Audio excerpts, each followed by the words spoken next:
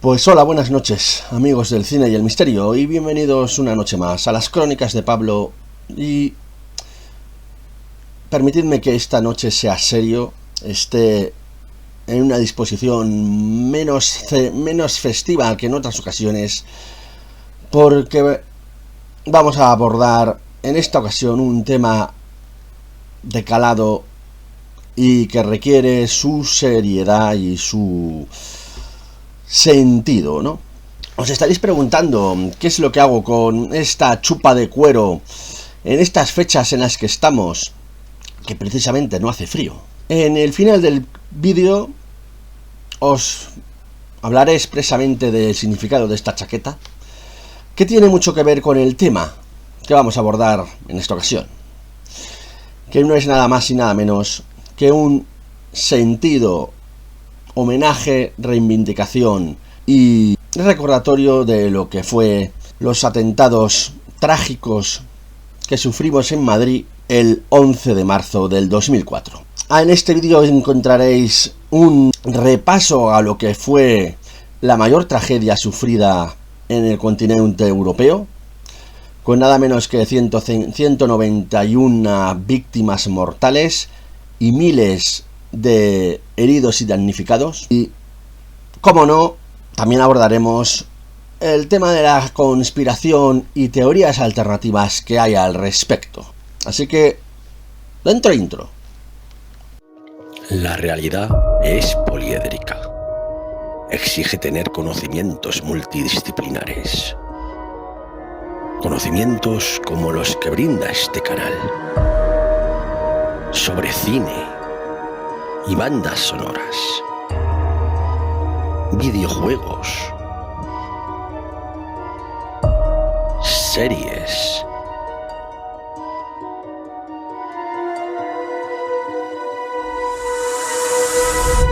rol y sobre todo, desde lo más profundo de la mente, los misterios más insondables de la humanidad.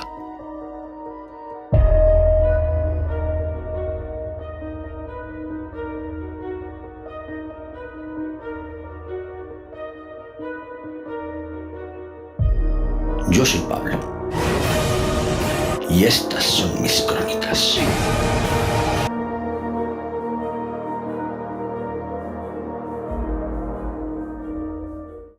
Pues sí, amigos del cine y el misterio, este año estamos especialmente sensibilizados porque se está cumpliendo la efeméride de los 20 años del trágico atentado que sufrió la capital de España allá por el 11 de marzo del 2004. Y desde el principio quiero expresar mi más sentido pésame, mi más sentido recuerdo y mi voluntad de estar con las víctimas de este atroz ataque terrorista, y que sirva para mantener viva su memoria, su recuerdo, y para esclarecer de una u otra forma qué es lo que realmente sucedió.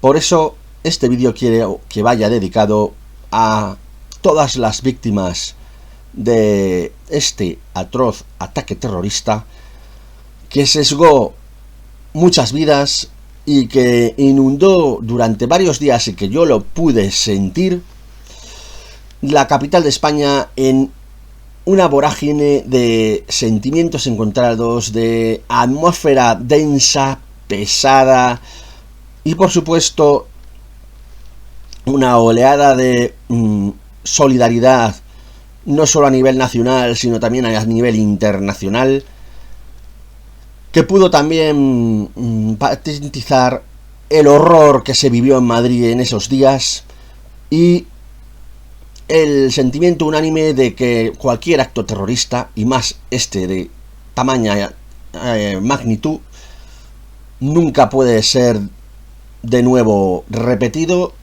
y por supuesto está totalmente reprobado, rechazado, y yo soy el primero que más allá de cualquier ideología, cualquier movimiento, cualquier justificación o cualquier célula o movimiento que lo reivindique, sea ETA, sea Al Qaeda, sea el Mossad, sea el IRA, sea cualquiera, no es ningún tipo de justificación una masacre de inocentes como ocurrió en las estaciones de Atocha y El Pozo ese fatídico 11 de marzo.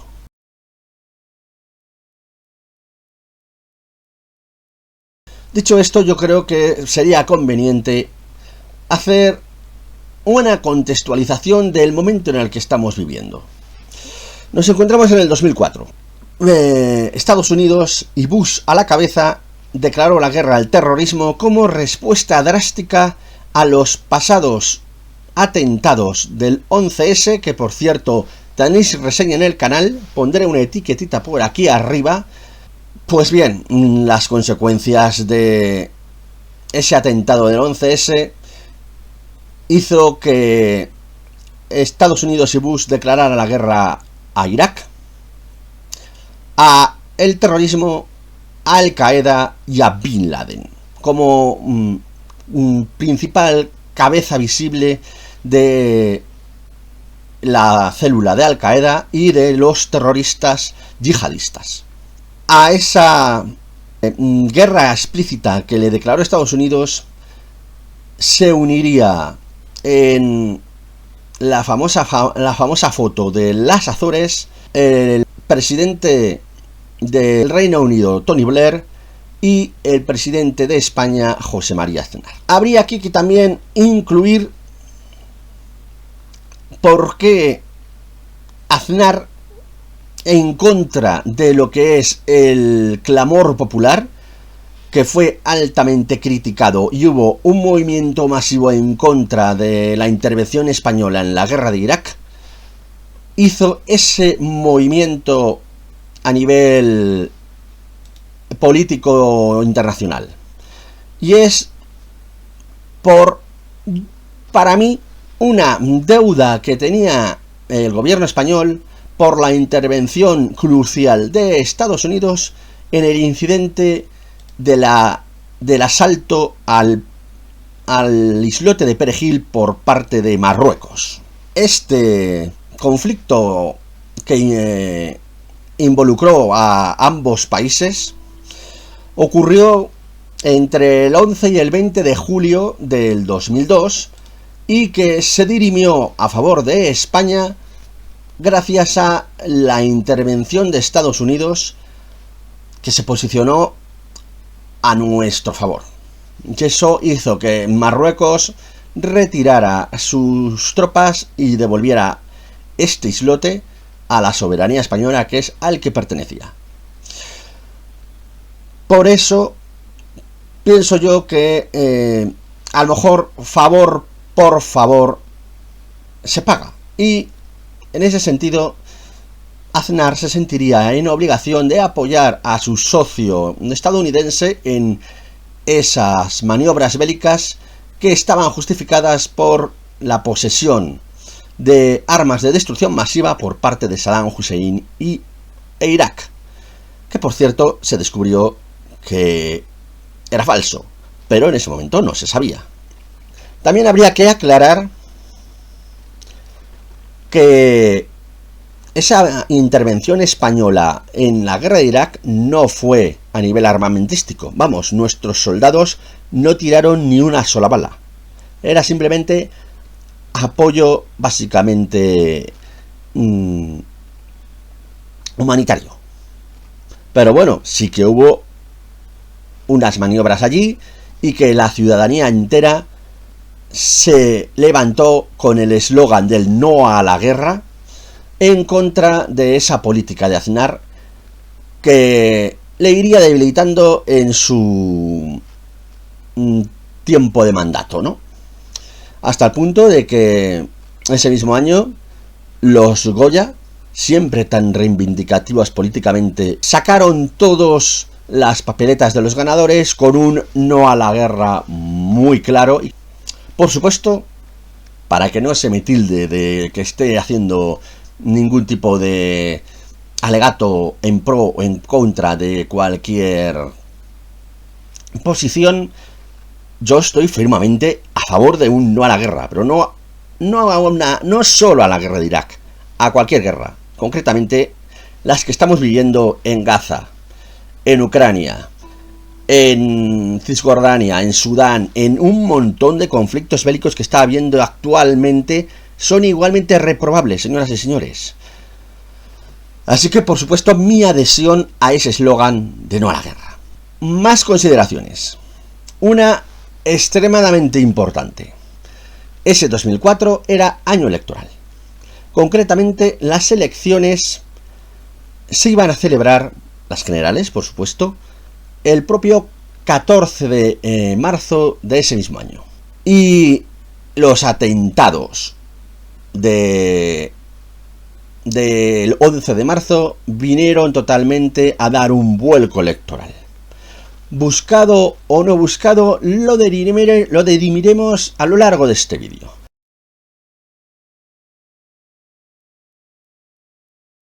Pero yo creo que, precisamente, por homenaje y en honor a la verdad y reconocimiento a las víctimas, vamos a relatar los hechos objetivos y oficiales que ocurrieron ese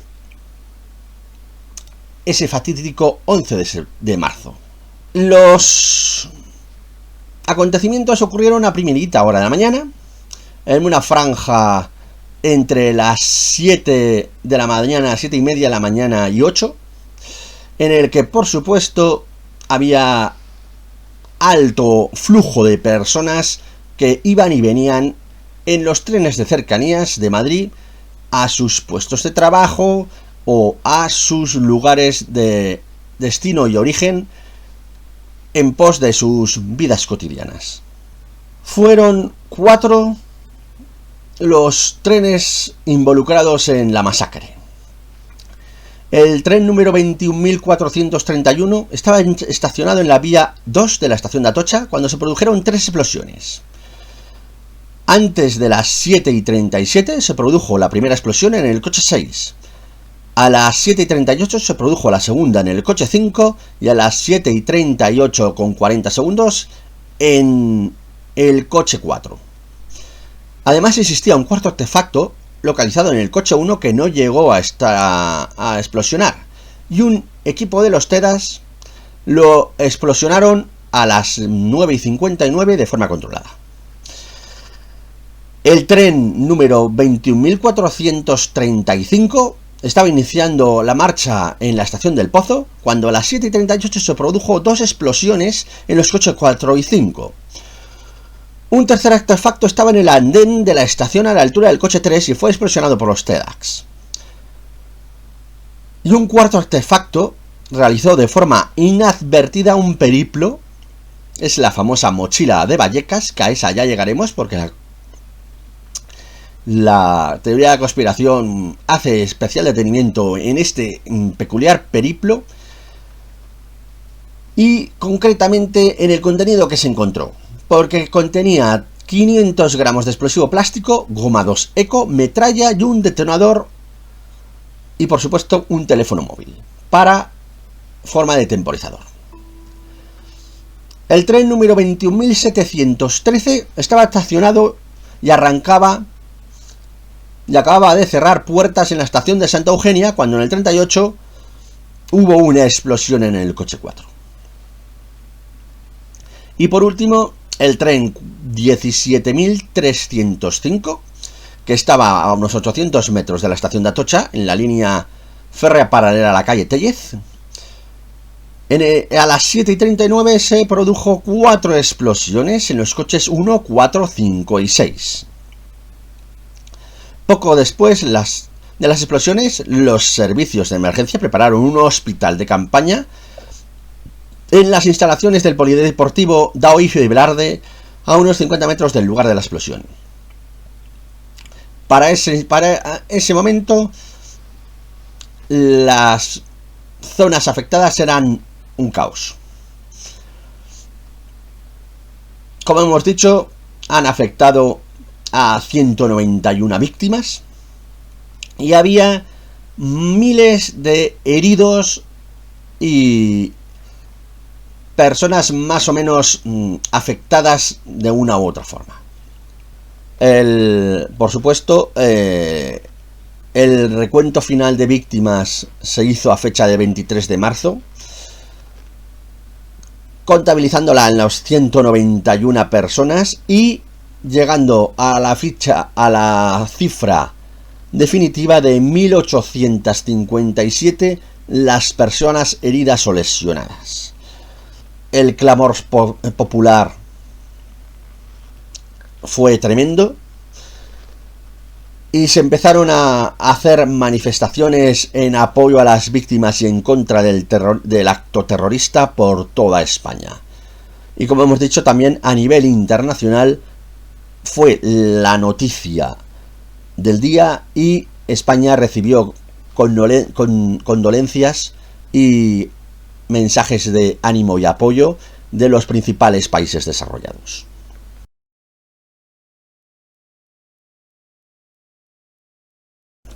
¿Quién lo hizo? Ese fue también un clamor popular que personas que las malas lenguas dicen que fueron situadas estratégicamente en esas manifestaciones multitudinarias que se llegaron al 1.000.000 de personas en todo Madrid, lanzándose a la calle en contra del terrorismo, clamaban por encontrar al culpable de este tremendo atropello. Por supuesto, en las 10 primeras horas después del atentado, la autoría era clara: ETA. Tanto periodistas como partidos políticos, como propios candidatos a la campaña electoral, que por supuesto se dio por terminada en ese mismo 11, daban por seguro que, teniendo en cuenta la larga trayectoria de atentados que tenía ETA en España, este era el más atroz que podía haber cometido la banda terrorista.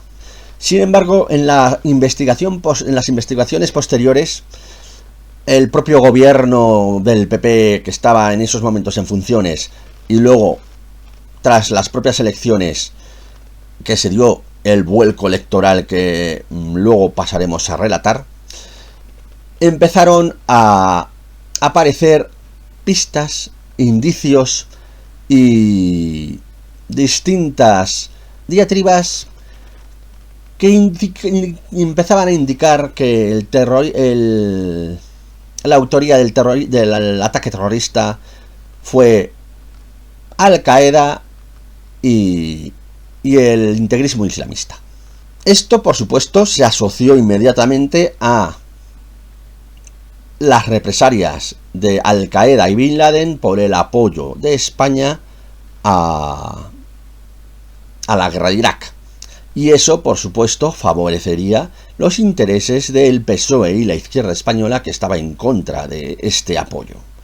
Y eso es lo que produjo el vuelco electoral y que las elecciones del 14 de marzo las ganara con bastante rotundidad el PSOE.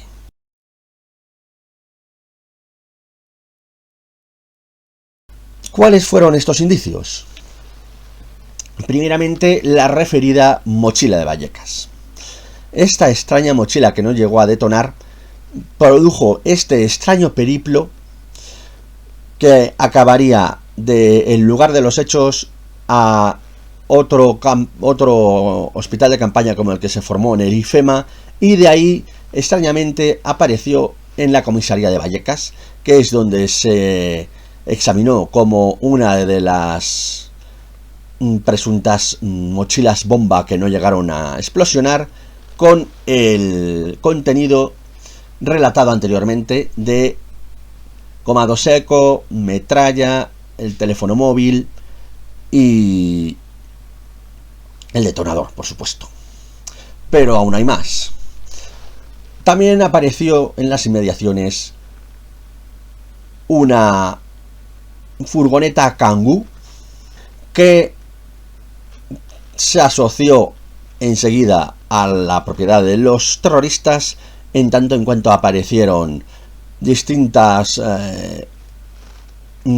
pistas, indicios y objetos ligados al propio acto terrorista, y unas oportunas cintas grabadas en cassette con cantos coránicos. Todo eso llevó a la investigación policial a que el 3 de abril se localizara esta célula terrorista en un bloque de pisos de Leganés. Los geos fueron a hacer la detención, en la que se suponía que había una veintena de estos terroristas, y en un principio hicieron un breve cruce de disparos, pero los terroristas, viéndose cercados, decidieron inmolarse y reventar el piso, en el que todos los yihadistas fallecieron, e incluido uno de estos geos, que es el que se considera la víctima 191. He visto otras fuentes en las que se incluye una víctima 192, que es un bebé cuya madre también fue víctima del terrorismo, que también acabó falleciendo a los pocos días. Pero vamos, la cifra oficial de víctimas es 191.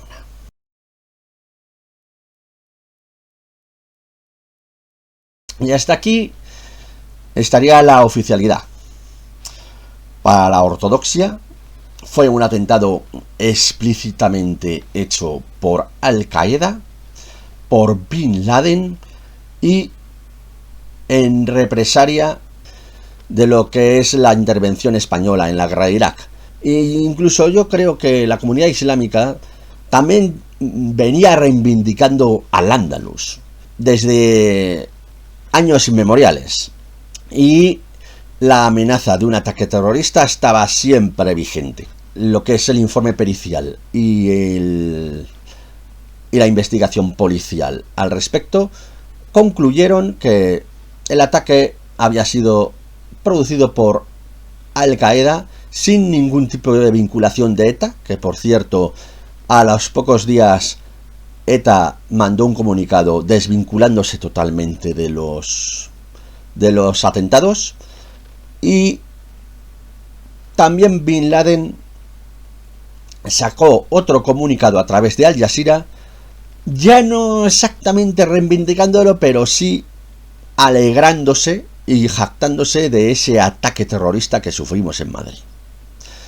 Todas estas pistas son las que acabaron de conformar la autoría oficial de que fue Al-Qaeda.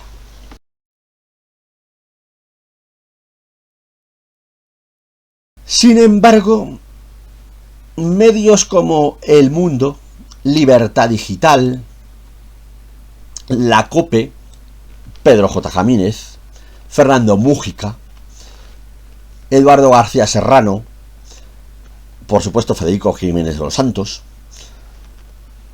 a partir del 23 empezaron a sacar artículos cuestionando esta resolución y manteniendo la teoría de la conspiración.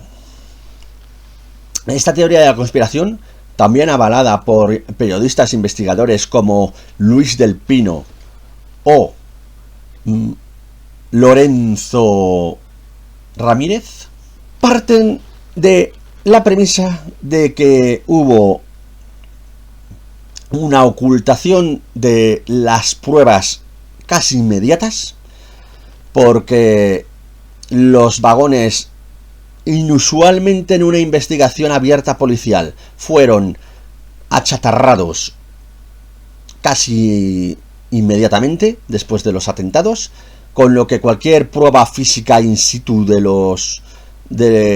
la autoría o de los restos del atentado fue eliminado. Ese es el primer punto clave en el que se centran para mencionar que no cuestionan el impoluto trabajo de investigación policial, pero para ellos trabajaron sobre pruebas falsas. Porque daba la casualidad de que para, por ejemplo, Luis del Pino, todo partió a través de que Aznar dijera no a una propuesta de cambio de régimen en España para convertirlo en un país federal. Y eso es lo que, a raíz de esa negativa, los planes que estaban previstos para encauzarlo en esa dirección tuvieron que derivar a ese cambio político que derivaría en la puesta concreta de pruebas falsas que llevaran a la investigación a pensar en Al-Qaeda y, por supuesto, hacer este vuelco electoral que antes de los atentados daban por claro ganador de nuevo al PP, pero que por culpa de estos atentados la ciudadanía descontenta con lo que consideraban que era ocultación de la verdad y las mentiras del PP lo derivaron hacia un voto masivo al PSOE y por eso ganó las elecciones José Luis Rodríguez Zapatero. Sin embargo, estas pruebas falsas, por ejemplo, Luis del Pino va concretamente a la mochila. La mochila considera que se encontraron hasta medio kilo de metralla, clavos y tornillos. Se supone que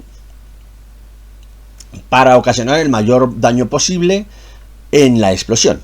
Sin embargo, forenses y médicos que trabajaron in situ con los cuerpos y en el lugar de los hechos declararon que no se encontró ni un solo clavo de metralla en el lugar de los hechos. Primera irregularidad que encuentra este autor. Más adelante continúa con las famosas pruebas que se encontraron en la Kangoo y en otro coche como es un Toyota Prius, que también contenía pruebas y evidencias que apuntaban a Al-Qaeda. Libertad Digital y concretamente este autor, Luis del Pino, en sus pesquisas también llegaron a la conclusión de que ETA tenía que haber tenido algún tipo de implicación, sobre todo por las disonancias entre qué tipo de explosivo se utilizó.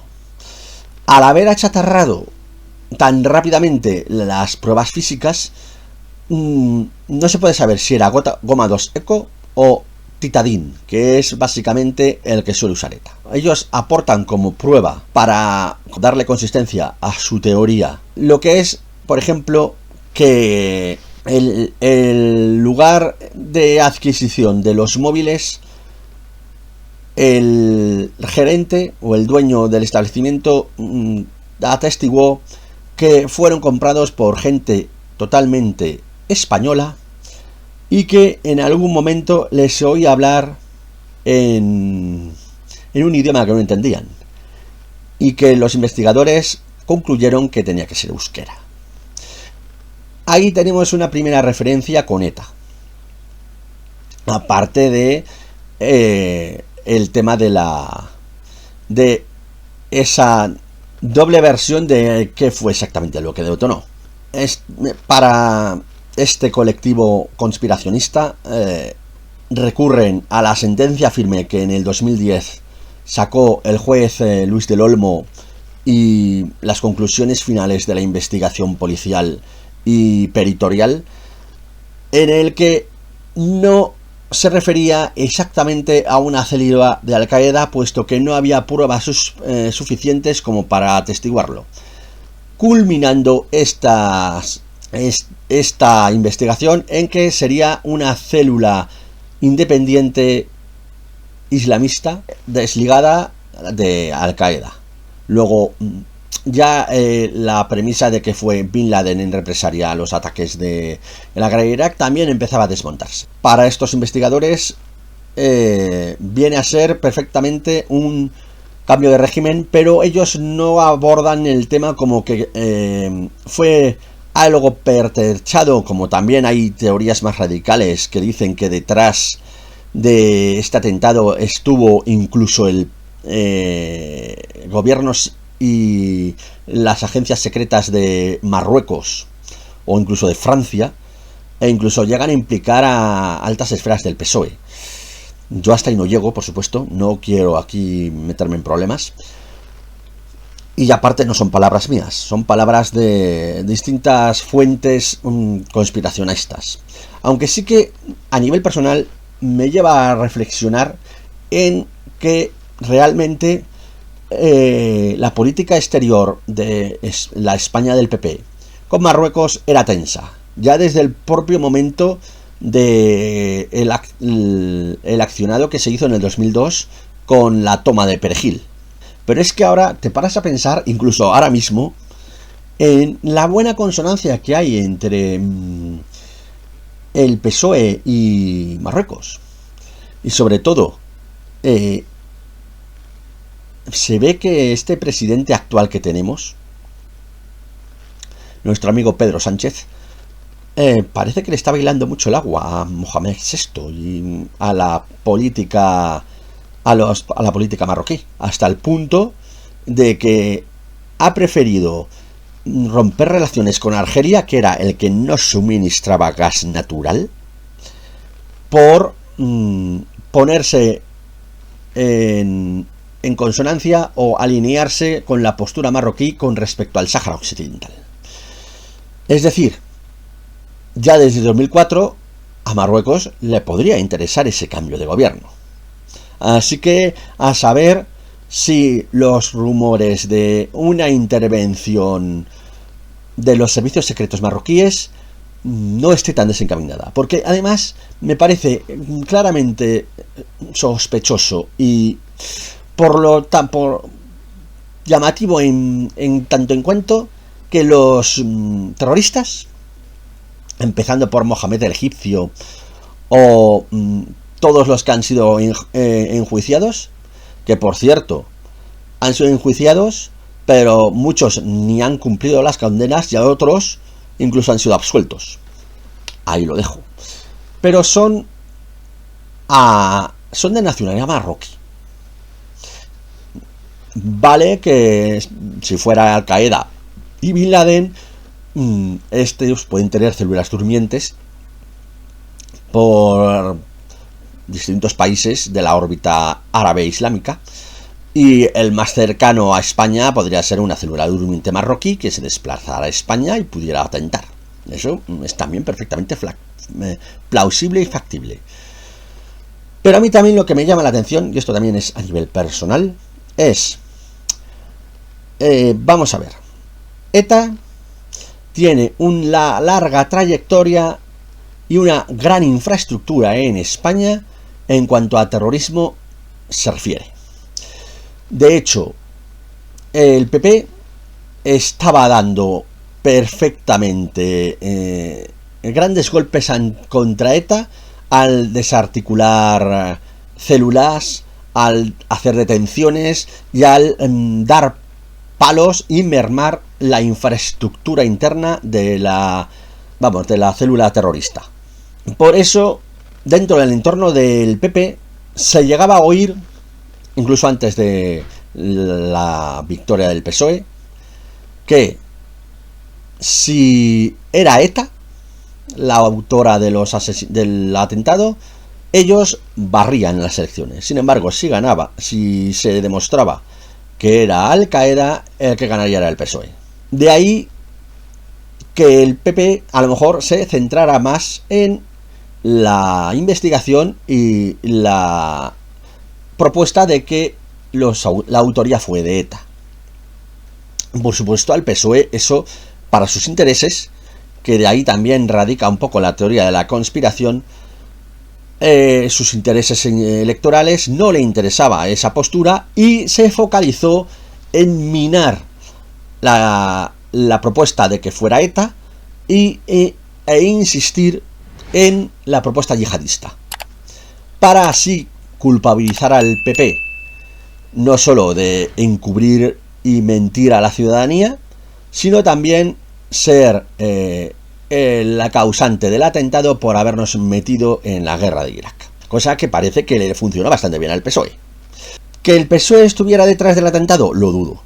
Pero que se aprovechó, eso es bastante claro y clamoroso, vamos. Está evidente que sacó rédito de ese atentado, cosa bastante ignominiosa, que se saque partido del dolor y el sufrimiento de esas 191 familias que han perdido a sus seres queridos en el atentado, pero bueno, ahí lo dejo.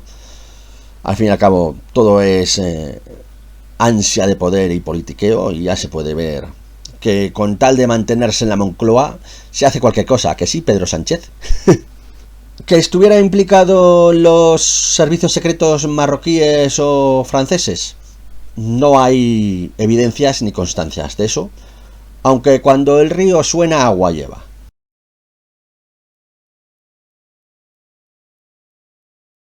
Mi opinión personal, por ir acabando ya el vídeo y que no sea demasiado largo ni querer hurgar demasiado en la llaga. Para mí tuvo que haber algún tipo de ayuda interna en los atentados. Llámalo ETA o llámalo a lo mejor una subfacción de ETA, porque no me parece lógico ni normal que de la nada se forme una célula perfectamente sincronizada y preparada para hacer un atentado de tal magnitud como el de Atocha, con una sincronicidad de estallido de hasta 10 bombas y ese nivel tan abrumador de daño. Para eso yo soy de la opinión de que sí que pudo haber habido ahí una especie de injerencia compartida. Por supuesto, la autoría visible sería la de Al-Qaeda. Bueno, Al-Qaeda, ya hemos dicho que según el informe pericial de la investigación cerrada no está claro que fuera Al-Qaeda, pero sí que la autoría visible sería del yihadismo.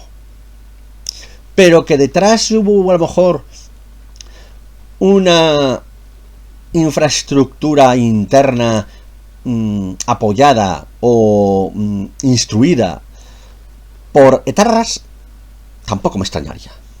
¿Se sabrá alguna vez la verdad? Yo creo que en este caso está mucho más afianzada la teoría oficial de que fue Al-Qaeda y el terrorismo islamista, que no, como ejemplo, con Estados Unidos, que hay muchas más lagunas y muchas más aspectos de sombras que en este caso.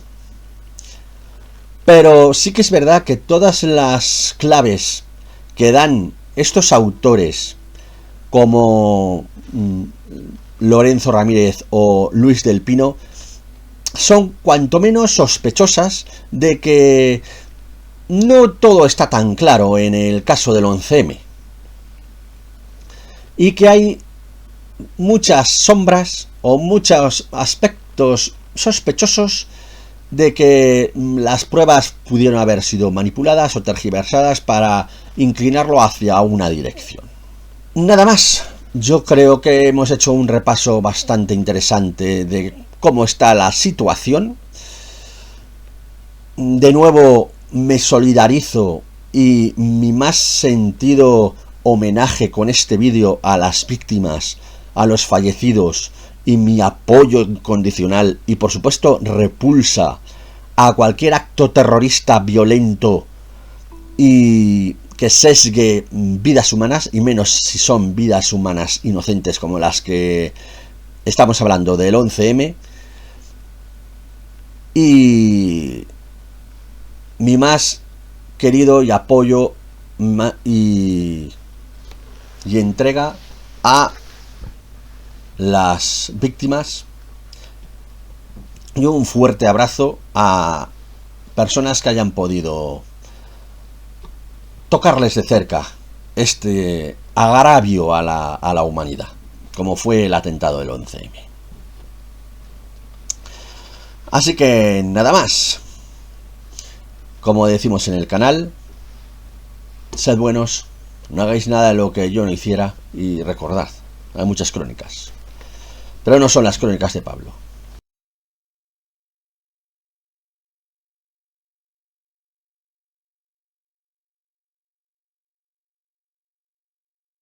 Ah, esperad, que todavía queda por explicar qué significado tiene esta chaqueta, ¿verdad? Pues es una chaqueta que especialmente la llevo con honra y orgullo por ser de la propiedad de una de esas 191 víctimas del 11M, y que me ha llegado a mí por distintas vías y que yo llevo con orgullo y satisfacción. Así que, como veis, le rindo especialmente homenaje a las víctimas poniéndome esta chaqueta para hacer este vídeo. Así que con esto y con este sentido homenaje, como podéis ver, que llevo conmigo estos 20 años y luzco con orgullo por lo que significó, por esta persona que falleció y por supuesto su familia, sus allegados que lo sufrieron, que sepáis que me tenéis a vuestro lado y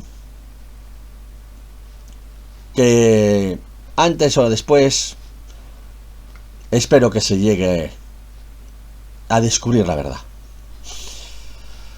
aunque esta muchas veces se nos intente velar, ocultar, manipular o tergiversar para llevarnos hacia una u otra opinión.